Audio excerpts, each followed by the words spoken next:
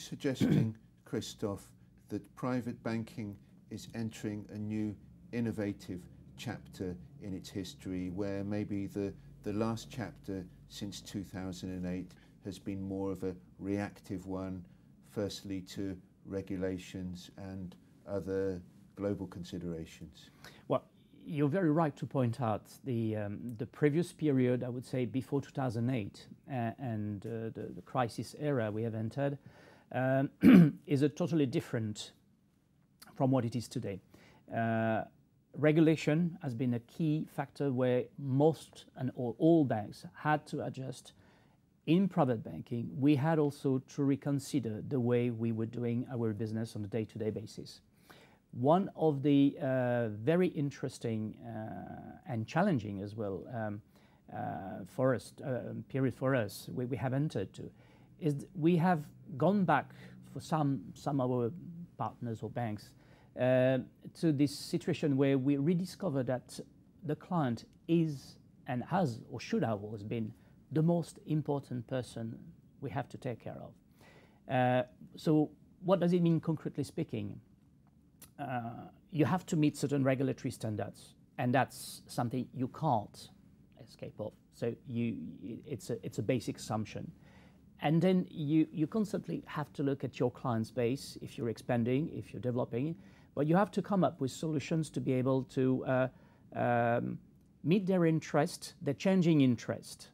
And if it's fair to say that after the crisis era, the requirements of the clients, their understanding of the business has changed drastically. They're a lot more financially wary. They're asking a lot more questions.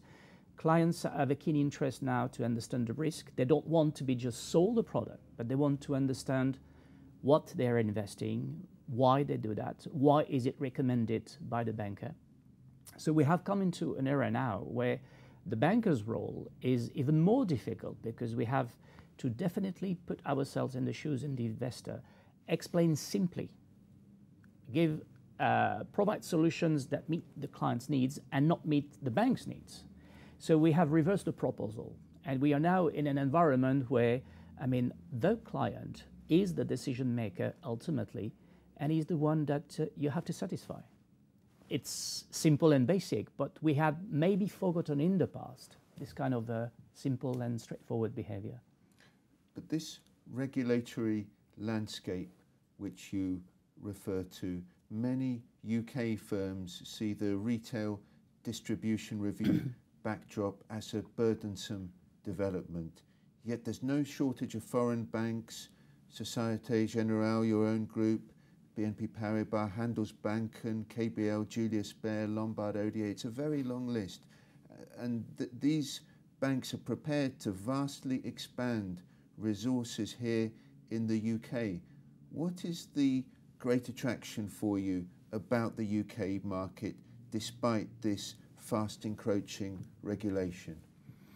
The RDR, the regulation implemented early 2013, has clearly thrown a different perspective for bankers.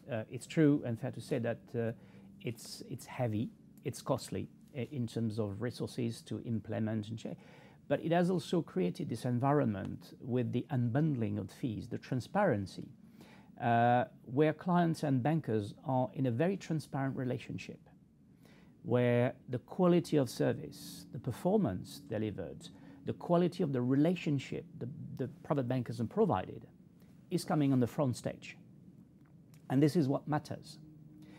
So inevitably, for banks or for financial advisors and institutions, the capacity or the ability to provide those services, the stability of the foundation, the stability of the platform where the bank is operating for becomes very important.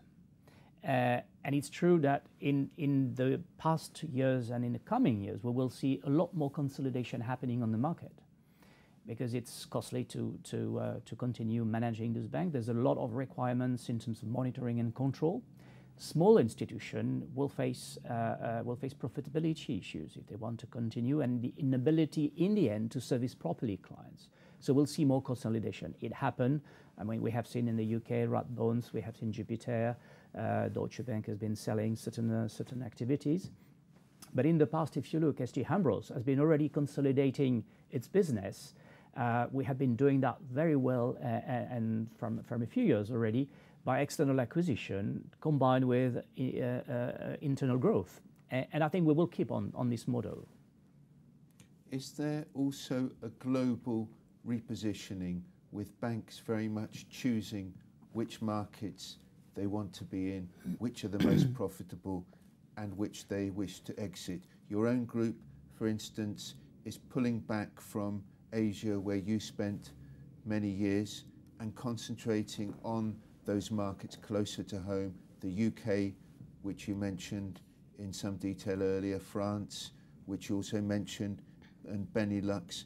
Is this a sign that there is a much stronger belief in a pan-European recovery, which will drive these businesses in the core markets and their clients here much closer to home in Europe? Well, we are probably at the end of this period, post-crisis, where the bank had to redo their business model, to rethink their business model, and in view of the capital shortage, probably to reorganize their activities and put their scarce resources in only certain areas and limit the rest of their business. When it comes to private banking, yes, we have at Société Genérale. Yes, we are leaving certain areas of Asia for the private banking business, which is not the case of the investment bank, where SGCIB has consolidated and is strengthening or keeping on developing its activities there.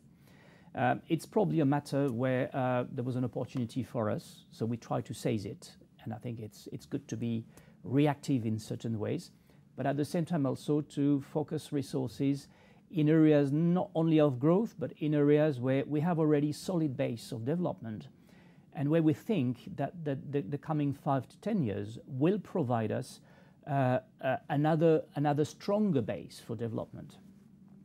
If I look at the SG Hambros, I mentioned it earlier, but you have a combination of a bank who has over 170 years of existence. Société Générale this year is celebrating its 150th anniversary. So you have more than, I would say, at least 150 years of history, of background, of cultivating relationship, of going through good and bad periods in terms of financial markets, but also of accompanying our clients through good and bad periods as well. And we're still here.